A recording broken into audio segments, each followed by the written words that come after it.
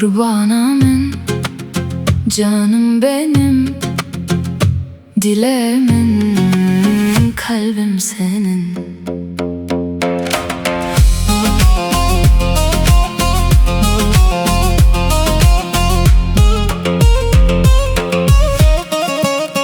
Tu canemin, benim aşkım, ezci tezdikim.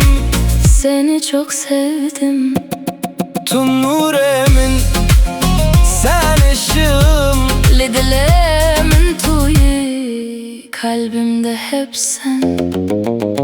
Dilemin, canım benim, Tu hasret amini, kalbim senin.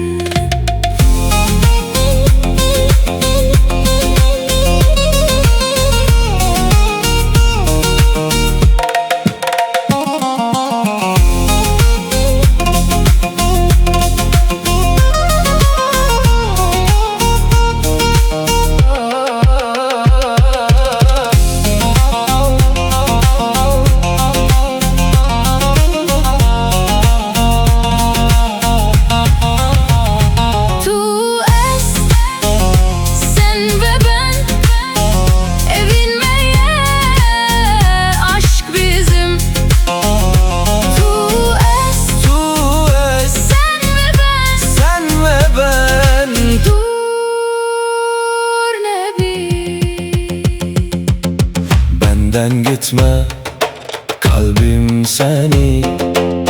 Dilemin jiteye, Her kalbimi